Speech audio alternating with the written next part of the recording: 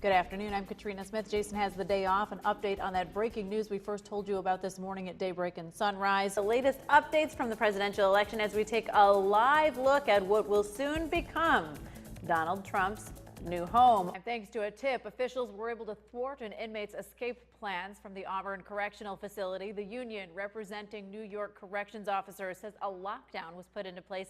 This was last Friday. They have not yet released any other details about the inmates' escape plans. Katrina Smith, Jason, of course, is on assignment. We'll get to those stories in just a moment, but first we're following breaking news in the city of Rome. Police are investigating the death of a 4-month-old. It was a child who was able to call police. Thank you so much, Jill. Britain has voted to leave the European Union after a bitterly divisive referendum campaign. It's toppling government. The Prime Minister announcing he'll step down as he's not prepared to lead Britain through this new era. It's sending global markets plunging. NBC's Bill Neely reports from London.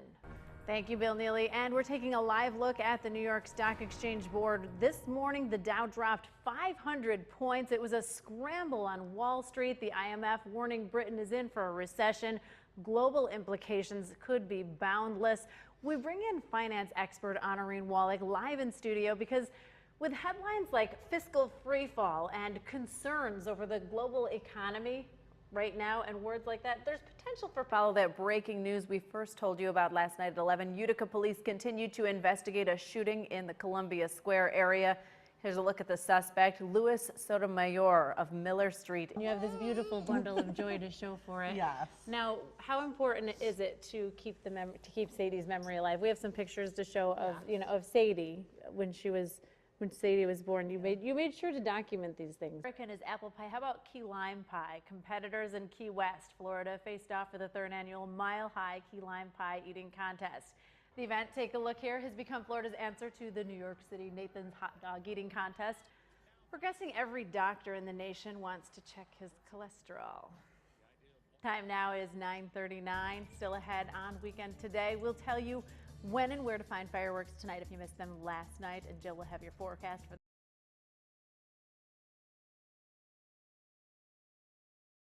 Richfield Street in Ilion remains blocked off to traffic as it's been for the past 3 hours. Down the street, though, you can see a heavy police presence in front of 39 Richfield Street. Good morning, everyone. We're here at Woods Valley in Westernville. 9 o'clock, the lift's open, and the sports enthusiasts were lined up, and we had to try out the lift for ourselves because everyone just seemed to be having so much fun. With temperatures nearing 90 and meteorologists saying it'll feel like above 90 degrees, it's likely the hottest day of the year. That's why quite a few folks will be heading to local watering holes, lakes, streams, or maybe the pool. The city of Utica has a few options for you. A small, tight-knit community here in Holland Patton is reeling after the discovery of a body in a backyard. Been up here for around 15, 20 years. And it's weird. Applebee's, and we are trying to get you fit for the grill. And it started late Sunday night with a robbery at the Stewart Shop on Court Street, followed by a Monday morning robbery at the Nice and Easy at Culver Ave. And coming up tonight, we'll hear from police about their protocol when it comes to high-speed chases and safety. Also coming up tonight during the Live at 5 News Hour and News Channel 2 at 6, we talked to a woman who says she may have ended the chase. She'll share her harrowing story. What's your favorite thing about the entire event?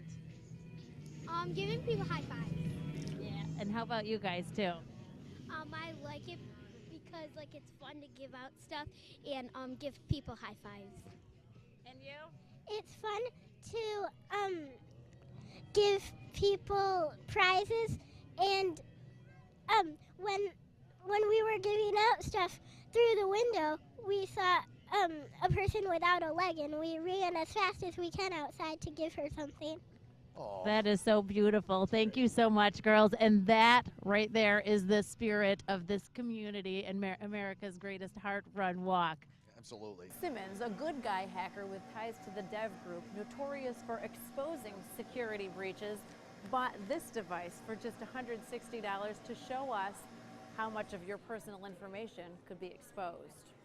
Under the host, I can change whatever I want the IP address to be. Like this for this device is 42.1. I can change that to gmail.com. When anybody types in gmail.com, it'll forward it to this device.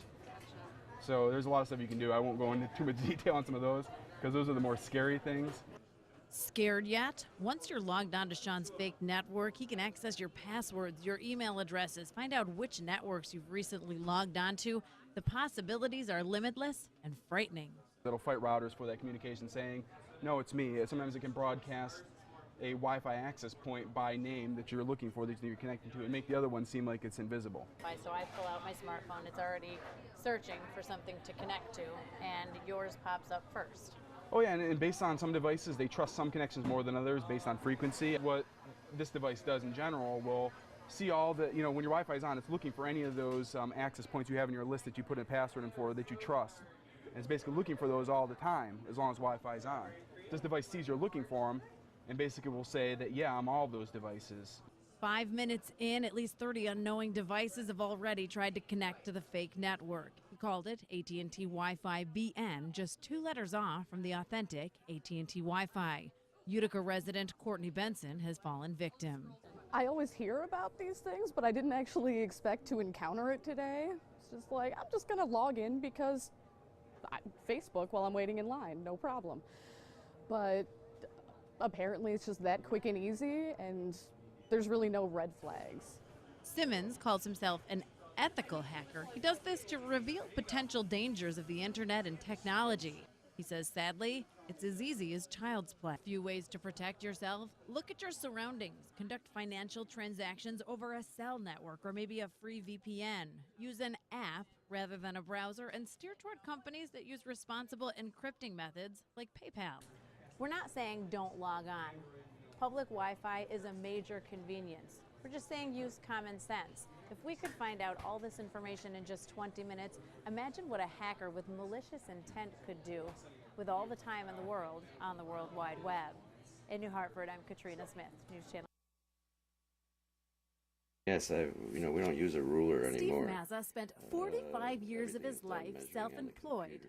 That's how he ended up looking for work in his retirement years.